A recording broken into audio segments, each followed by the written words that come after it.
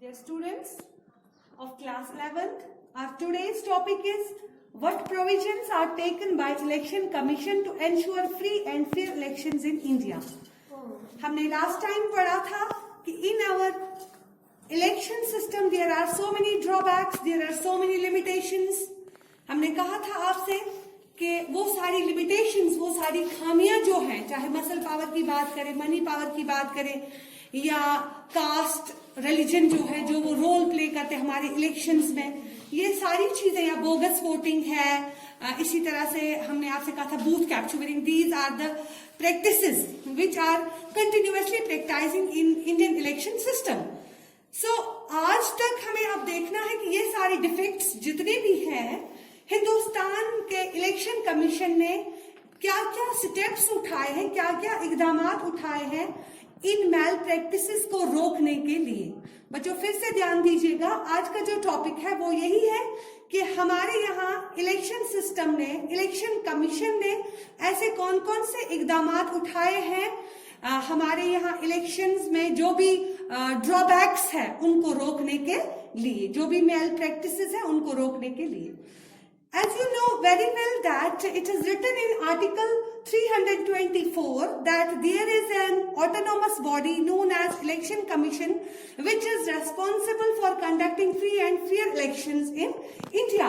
ये मैंने सारा आपको डिस्कस किया है और अब कुछ स्टेप्स इन्होंने उठाए हैं.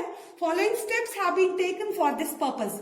इस मकसद को अमल में लाने के लिए कि हम यहाँ पे साफ सुथरे चुनाव कराए, हम यहाँ पे जितने भी मैल प्रैक्टिसेस हो रहे हैं उनको रोकने के लिए, जो भी डिफेक्ट्स हमारे इलेक्शन सिस्टम में है उनको कम करने के लिए या खत्म करने के लिए आज तक क्या क्या स्टेप्स उठाए गए हैं वही हम डिस्कस कर रहे हैं. First one is lowering of voting age. सबसे पहले हमारे यहाँ जो इलेक्शन कमीशन है उसने सबसे पहले यही स्टेप उठाया कि हमारे यहाँ पहले क्या था कि 21 years ऑफ एज जो होती थी, without the discrimination of caste, creed, colour, every adult has a right to vote. लेकिन फिर ये सोचा गया कि हमारे यहाँ जो बालिग की शरह है वो ज्यादा हमने रखी है 21 years, क्यों ना इसको रिड्यूस कर दिया जाए. और फिर एक अमेंडमेंट लाई गई कॉन्स्टिट्यूशन में 1989 में and that amendment is known as 61st amendment act. उसमें क्या किया गया, उस अमेंडमेंट में वोटिंग एज को रिड्यूस कर दिया गया फ्रॉम 21 to 18. और तब से लेके आज तक हमारे यहाँ जो है every adult who has attend the age of 18 years have a right to, they all have a right to vote without the discrimination of caste, creed, color or something else. तो इसी तरह से सबसे पहले इसका ये फायदा हमें आया कि हमें ज्यादा से ज्यादा लाखों की तादाद में और वोटर्स बढ़ गए और यूथ जो है उनकी ओपिनियन, पब्लिक ओपिनियन हमारे सामने आई, उनकी चॉइस हमारे सामने आई कि हमें किस कैंडिडेट को सिलेक्ट करना है, किस कैंडिडेट को आगे बढ़ाना है. सो ड्यू टू दैट हमारे पास ज्यादा से ज्यादा वोटर्स चॉइस आई और उस चॉइस से हमने ये किया कि हमारे पास पब्लिक ओपिनियन आ गई, जिसकी वजह से हमारे यहाँ अच्छे से अच्छे रिप्रेजेंटेटिव्स आगे बढ़ने लगे. Number second is introduction of electronic voting machine.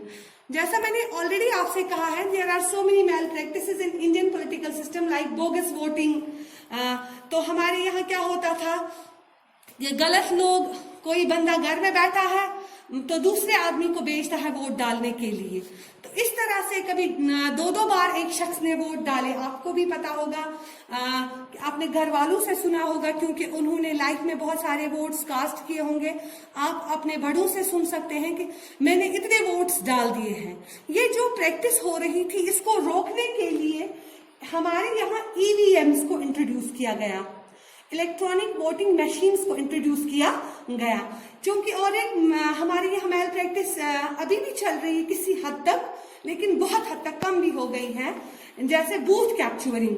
पहले क्या होता था, मैंने आपको मिसाल दे दी है बिहार जैसी स्टेट की, कि पूरे बूथ को ही कैप्चर किया जाता था, सारे बैलेट बॉक्सेस वगैरह उड़ा के ले जाते थे और फिर नए से वो वोट्स कास्ट करके अपने कैंडिडेट के फेवर में बैलेट बॉक्सेस को फिल कर लेते थे। और ऑब्वियसली फिर जब सामने रिजल्ट्स आ जाते थे उसमें उन्हीं का बंदा सामने आ जाता था। उन प्रैक्टिसेस को, बोगस वोटिंग को, बूथ कैप्चरिंग जैसी प्रैक्टिस को रोकने के लिए ईवीएम्स को इंट्रोड्यूस किया गया, इलेक्ट्रॉनिक वोटिंग मशीन्स। पहले हम पेपर में वो वोट जो होता था वो पेपर का होता था, अब सिंपली हमें टच करना पड़ता, क्लिक करना पड़ता है इलेक्ट्रॉनिक वोटिंग मशीन को। तो इस तरह से जो ईवीएम्स है उनको इंट्रोड्यूस किया हालांकि 1990s में, और उसके बाद पहली बार जब हिंदुस्तान में 98 और 2001 में जो चुनाव हुए उसमें फेज्ड मैनर में उसको इस्तेमाल में लाया गया। And now EVMs have been used in all general and state assembly election since 2014। 2014 से कंटिन्यूअसली हर एक इलेक्शन में ईवीएम को यूज किया जा रहा है, बोगस वोटिंग को रोकने के लिए, बूथ कैप्चरिंग को रोकने के लिए। Then there is issuing of identity cards. पहले क्या होता था, पहले ऐसे ही वोटर जाता था, नाम लिखा होता था और वो वोट डालता था। लेकिन आज जब भी कोई भी वोटर पोलिंग स्टेशन पे पहुंच जाता है तो सबसे पहले उसका आइडेंटिटी कार्ड चेक किया जाता है। और उससे क्या हो गया, उससे बहुत हद तक हम बोगस वोटिंग को रोकने में कामयाब हुए और बहुत सारी और भी प्रॉब्लम्स जो थी उनको हल किया गया, क्योंकि आइडेंटिटी कार्ड देख के बंदा सामने है, उसने वोट डाला, 2 बार वो वोट नहीं डाल सकता है। इस मुश्किल से हम निकल आए। Then there is another one, check on the misuse of official machinery. और बहुत हद तक हमारे यहाँ जो ऑफिशियल मशीनरी यूज की जाती थी, specially ruling party official machinery को यूज कर रही थी अपने फेवर के लिए, तो उस चीज को रोका गया। उस पर इलेक्शन कमीशन कंटिन्यूअसली वॉच कर रहे हैं, they are continuously monitoring all these things कि कहाँ पे मिसयूज हो रहा है ऑफिशियल मशीनरी का। उसी वक्त मीडिया के जरिए उसको हाईलाइट करके रोका जा रहा है और वहां पे इस प्रैक्टिस को आगे बढ़ने नहीं दिया जा रहा है। Then there is model code of conduct. आपको पता होगा, आपने सुना होगा कि ड्यूरिंग इलेक्शंस क्या होता है, आपने सुना होगा कि आज कोड ऑफ कंडक्ट चल रहा है।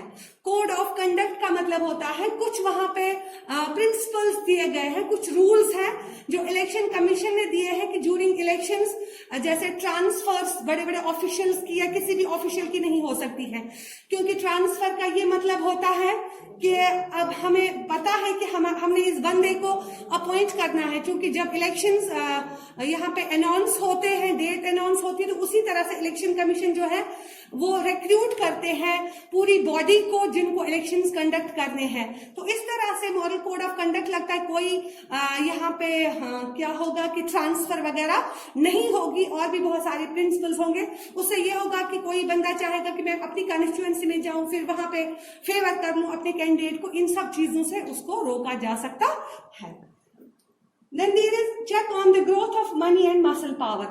अब बहुत हद तक मनी पावर को चेक किया जा रहा है, मसल पावर को चेक किया जा रहा है। जैसे मैंने पहले ही आपसे कहा है कि in Indian election system money power and muscle power they play vital role.